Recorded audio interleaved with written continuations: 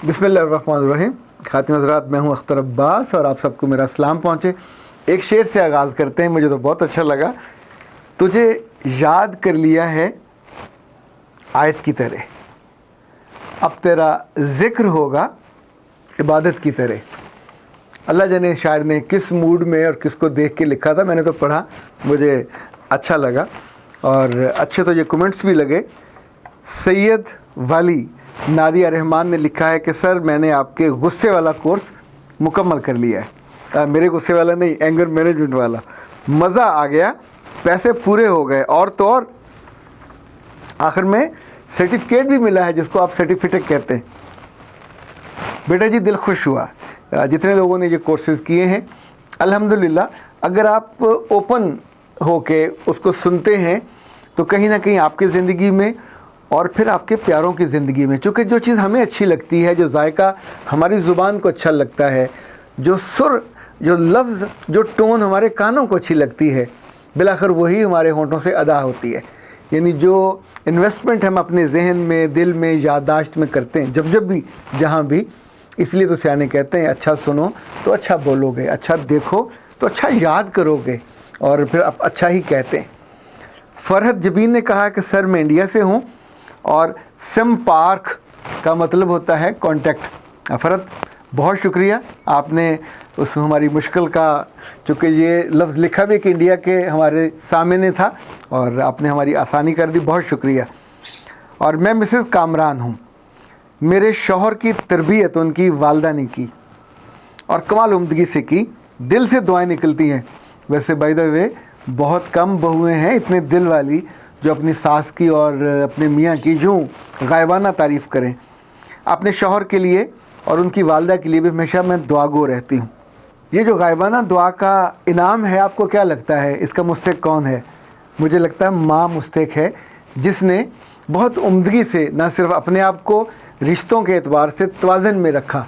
देखें, बादशाह तो बादशाह ही होता है, उसको और मलका को अपने मनसब का और मुकाम का इल्म होना चाहिए।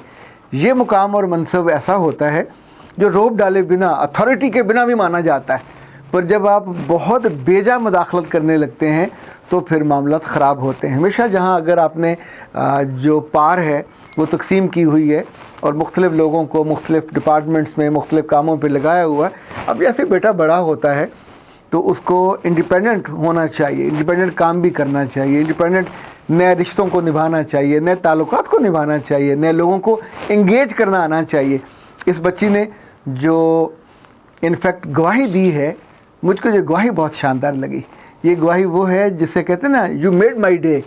इतनी उम्दा, किसी और माँ की तारीफ़ है, किसी और मियाँ की तारीफ़ है, पर मुझे लगता है कि इस दुनिया में ऐसी खूबसूरतियाँ बढ़नी चाहिए आपके घरों में, आपके दिलों में। आप अभी छोटे हो तो बड़े हो के ऐसी ही खूबसूरती का हामिल बनिए। और आप अगर अभी माँ आप नहीं हो और माँ बने हो और बेचा आपका बच्चा छोटा है, तो डिज़ाइन कीजिए अपनी ज़िंदगी को। जब ये बच्चा बड़ा हो तो उस वक्त आप भी ऐसी माँ बनो कि जिसके लिए कोई गैर लड़की आके उसकी अपनी बन के एक चौथी जगह पे जाके तारीफ़ करे और तहसीन करे।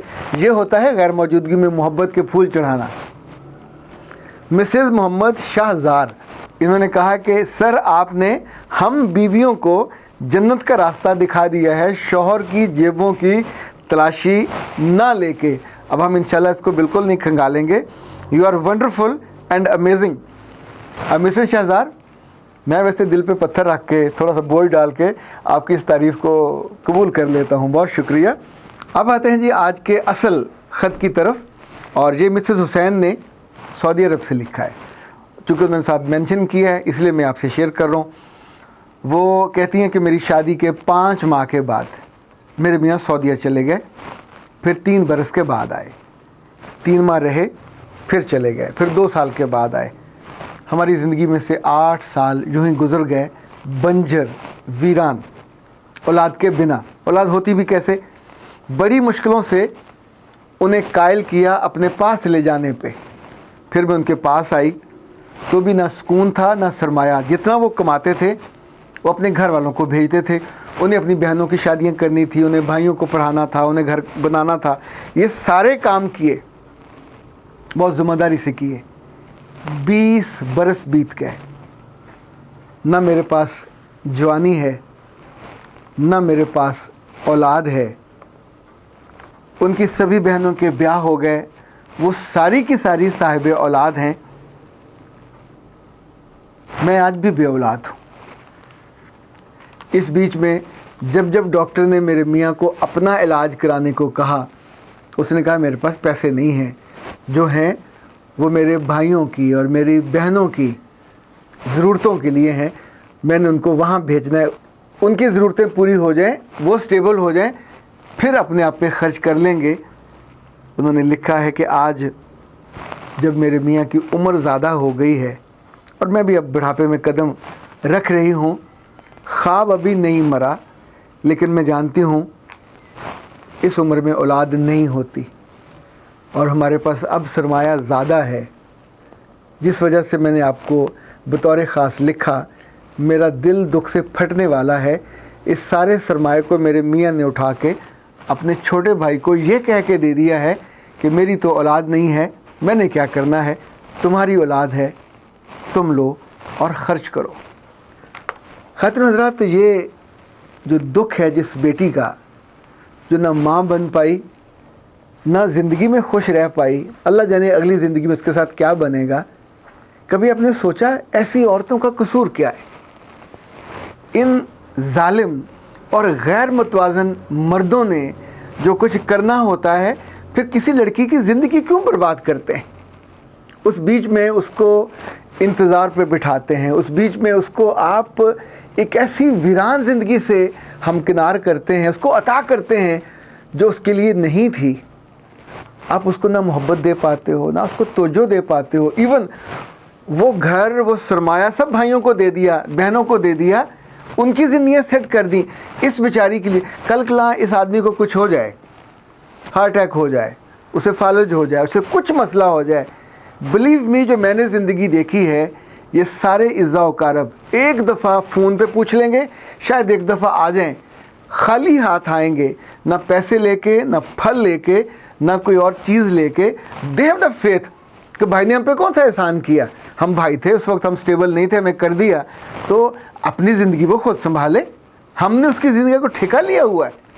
उसके घर में बच्चा नहीं है, उसके घर में सुख नहीं है, उसके घर में चैन नहीं है, उसके घर में तो कोई यकीन भी नहीं है कि अगर मेरे मियाँ को कुछ हो जाए तो इस बुढ़ापे में खाली हाथ, इन वीरान ख्वाबों के साथ, वीरान आँखों के साथ वो फिर अपने माँ बाप की दहलीज पे जाके बैठेगी, बिल्कुल खाली हाथ, जैसे आप झाड़ के निकलते हैं कब्रिस्तान में। क्या ज़िंदगी उसने बिताई? कभी सोचा आपने उसका कसूर क्या है? कभी सोचा आपने उसका दोष क्या है? उसने क्या ऐसा जुर्म किया था कि उसको ऐसी ज़िंदगी बहुत से लोग अपनी अपनी बीवियों को अता करते हैं। अगर आपकी माँ ने और अगर आपके ख़ानदानों ने आपको तवाज़ुन नहीं सिखाया, तो क्या ज़िंदगी के माह साल में कोई इंसान का बच्चा आपको नहीं मिला जो ये बताता कि ये औरत आपके घर पे खाने, पानी और चारपाई के लिए, ये तो मेड भी नहीं आती। अगर इस बीच में ये जो 20-30 साल गुजारे हैं, अगर आपने हर माह उसको पॉकेट मनी दी होती, एक बाइज्जत अमाउंट पैसे की उसको दी होती, 100 कमेटियाँ डालती, अपने बहन भाइयों पे खर्च करती, उसने सारी ज़िंदगी एक मुंतज़िर फ़कीर की तरह गुजारी। आप खाना ले आओ, आप चीज़ें ले आओ, आप ये कर दो, वो कर देगी। बाकी जो पैसा आपके पास है वो कहीं और जाता गया, वो कहीं और ड्रेन होता गया, और अब आपकी ज़िंदगी में ना कोई दुआ देने वाला।